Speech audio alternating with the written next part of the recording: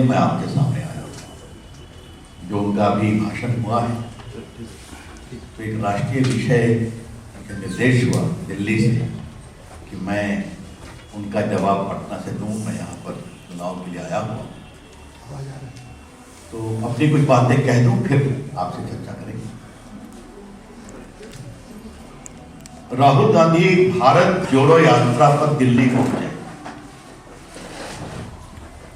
इस यात्रा में उन्होंने कितना भारत को समझा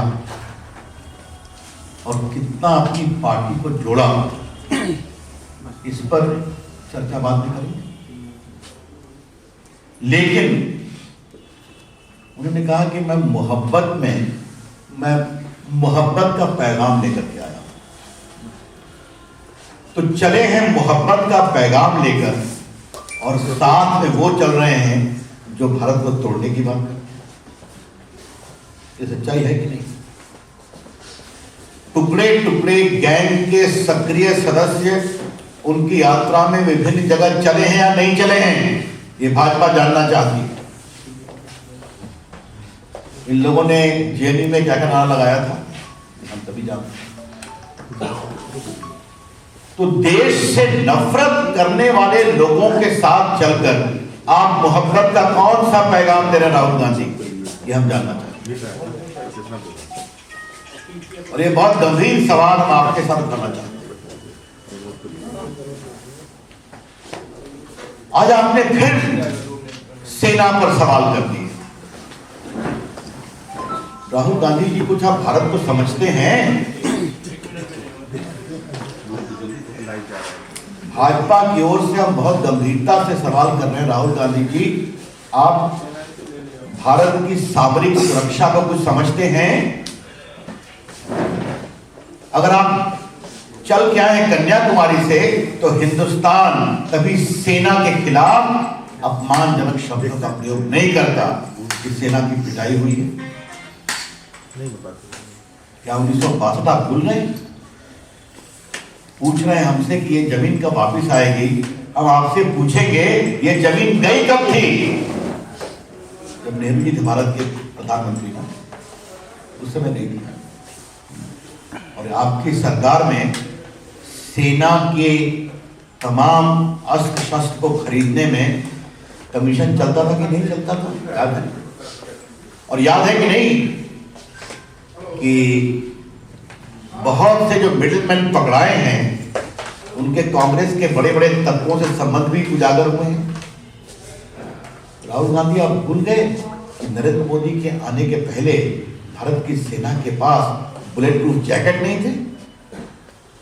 और आज जिस तरह से भारत की सेना के लिए साजो सामान बाहर से भी आए हैं और मेड इन इंडिया भी बने हैं, उसी का परिणाम है कि भारत की सेना बुलंदी से जवाब दे रही है, चाहे वो गलवान हो या तवांग हो। वो सब वीडियो पर आया है और आप बोलते हैं कि भारत की सेना पिटती है। ये कौन सी भाषा का प्रयोग है? तो सेना के प्रति नफरत और सैन्य अस्त्रों को लेकर तिजारत, ये आपकी पार्टी की राजनीति रही है राहुल गांधी। और आपने याद करिए, आपने राफेल जब खरीदा गया तब भी सवाल किया, आपने उरी पर भी सवाल किया था, और आपने बालाकोट का भी प्रमाण मांगा था। हमेशा भारत की सेना के शौर्य को कमजोर करने में आपको अंदर से अच्छा लगता है। राहुल गांधी, ठीक है क्या? आज उन्हें एक चीज सुनकर बड़ी हंसी आ गई कि हम चाहते हैं मेड इन इंडिया सामान जाए चीन के खिलाफ कार्रवाई।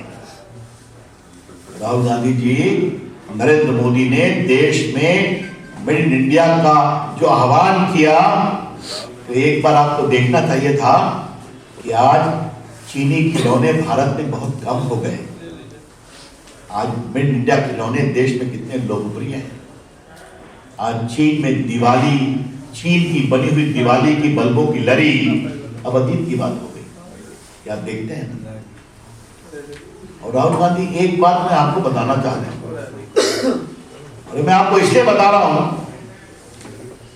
कि आपने मेड इन इंडिया की बात कही, तो मोबाइल मैन्युफैक्चरिंग में भारत आज चीन के बाद दुनिया का सबसे टॉप मोबाइल मैन्युफैक्चरर है। और राहुल गांधी, मैं आपको बता दूं कि एप्पल के फोन भी भारत में बनते हैं, लिखा होता है मेड इन इंडिया, जो इंडिया में भी बिकते हैं और बाहर भी जाते हैं। सैमसंग के भी फोन भारत में बन रहे हैं और लिखा होता है मेड इन इंडिया, और भारत में भी बनते हैं और बाहर जाते हैं। और राहुल गांधी जी, मैं आपको बता दूं कि मोदी जी के निर्देश में मुझे इस देश के आईटी इलेक्ट्रॉनिक मंत्री बनने का सौभाग्य मिला है। कोरोना काल में हम लोग चीन से एप्पल की 14 पैटर्न उठाकर हिंदुस्तान ले आए। ये हम कर रहे हैं मेड इन इंडिया के लिए, और आप हम पर सवाल कर रहे हैं। अरे कभी अपने तो आईने में झांक कर देखते। गरीबों का मजाक बनाना आपकी आदत बन गई है क्या? किसने कहा है कि हिंदू धर्म में गरीबों को मारने की बात की गई है? किसी ने तो नहीं कहा। हाँ, आज हिंदू धर्म की सनातन चेतना को नरेंद्र मोदी आगे बढ़ा रहे हैं कि नहीं? राहुल गांधी, कभी आप विश्वनाथ मंदिर गए हैं काशी में? इतना सुंदर बना है। कभी आप केदारनाथ का दर्शन करने का आपको मन बना है क्या? कभी आप बद्रीनाथ गए हैं क्या? अभी जो उज्जैन में महाकाल का इतना बड़ा पुनरुद्धार सौंदर्य बना है, कभी देखने की कोशिश की है? राहुल गांधी जी, आप सोमनाथ मंदिर पिछली बार कब गए थे? आज आपको याद करना जरूरी है, क्योंकि आपने हिंदू धर्म पर अपनी समझदारी बताया। तो राहुल गांधी जी, मैं आपको बताना चाहूंगा कि सोमनाथ मंदिर तोड़ा गया था मुस्लिम आक्रांताओं के द्वारा, वो जब बना सरदार पटेल राजेंद्र बाबू के प्रयास से, तो भारत के राष्ट्रपति राजेंद्र बाबू जब गए थे उसका उद्घाटन करने, तो आपके प्रधानमंत्री नेहरू जी ने उनको मना किया, फिर भी वो गए थे। आज आपको बताना जरूरी है, ये समझाना जरूरी है। इसीलिए आज की सरकार सबका साथ, सबका विकास, सबका विश्वास, सबके प्रयास की सरकार है। राहुल गांधी जी, आप बार बार धार्मिक विद्वेष की बात करते हैं, तो आज मुझे आपको कुछ बताना है। एक महान नेता सरदार पटेल, जिसने प्रामाणिकता से आजादी के बाद देश को जोड़ा था, 550 से अधिक रियासतों को भारत में मिलाया था। आपने सरदार पटेल का कभी नाम लिया क्या अपनी यात्रा में? आज उनका ऐतिहासिक दुनिया की सबसे बड़ी मूर्ति बनी है, कभी वहां जाने के लिए आपको सूझ मिली कि वहां जाके प्रणाम करना चाहिए? कभी नहीं। और आज आप कह रहे हैं कि हम जाएंगे कश्मीर में तिरंगा लहराएंगे। तो राहुल गांधी जी, कश्मीर में तिरंगा लहराने का सौभाग्य कैसे मिल रहा है? 370 हटने के कारण आप वहां जा रहे हैं, वहां शांति है, वहां सद्भाव है, वहां भारत माता की जय लगती है और तिरंगा लहरता है।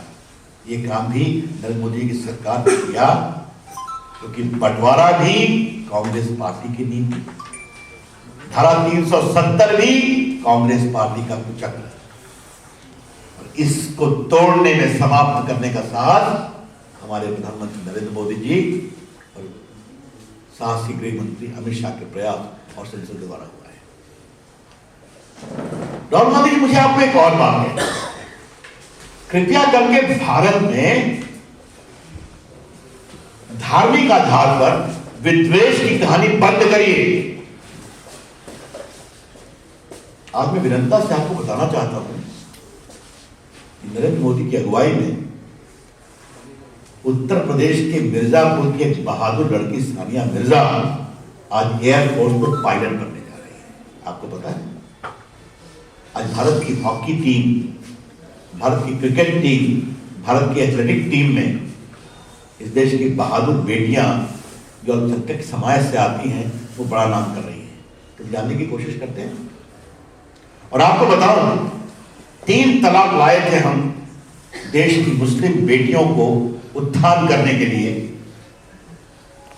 आपकी पार्टी ने विरोध किया, याद है आपको कुछ?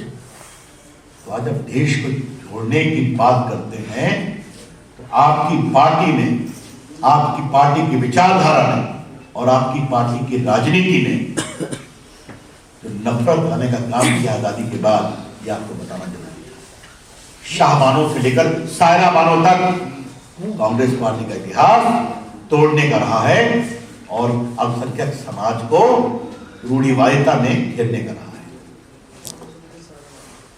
एक मुझे और बात कहनी है, ये बार बार कुछ व्यावसायिक घरानों को लेकर अपनी राजनीति चमकाना, उनका नाम तो नहीं लेंगे, लेकिन राहुल गांधी आपसे एक सवाल जरूर करेंगे। आपकी पार्टी की जो सरकार है वहां पर उनके द्वारा काम हो रहा है कि नहीं? ईमानदारी से बता दीजिए। और अगर काम हो रहा है तो आपने उनका कंट्रैक्ट कैंसिल किया है क्या मतलब है?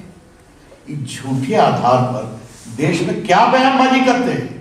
हाँ, हमें याद है कि आपकी सरकार में कैसे क्रोनी कैपिटलिज्म हुआ था, फोन बैंकिंग हुई थी, इसको लोन दो, इसका लोन काटो, याद है ना? ये सब समाप्त हो गया राहुल गांधी ने। तो आपके दोस्तों की अब तिजारत चलती नहीं तो आपको नफरत का पैगाम फैलाने का अवसर मिला है। कृपया करके सब बंद करिए राहुल गांधी, अपनी राजनीति के लिए आप चलिए, तो आपका अधिकार है, लेकिन आप अपनी पार्टी को तो जोड़ नहीं पाए, देश जोड़ने चले। इसलिए आज हमें एक जवाब देना जरूरी है कि राहुल गांधी मोहब्बत की बात करते हैं, दिल में एक तलखी है, और तलखी ये है कि जनता उनको वोट नहीं देती। तो मीडिया की भी आलोचना कर रहे हैं, आज तो उन्होंने आप लोग को भी बहुत सुनाया है। तो राहुल गांधी जी, अगर देश की जनता आपको वोट नहीं देती तो हम क्या करें? ये बात हम देश के सामने उठाना चाहते हैं। अभी ना चुनाव हुआ गुजरात में, 27 साल के बाद ऐसी निर्णायक जीत हुई कि कांग्रेस पार्टी औसत 50 वोट से आ रही है। आप जीते हिमाचल में, हिलते डुलते जीते आप, वो वहां 85 से वही परंपरा है। आगे 24 में भी हारेंगे,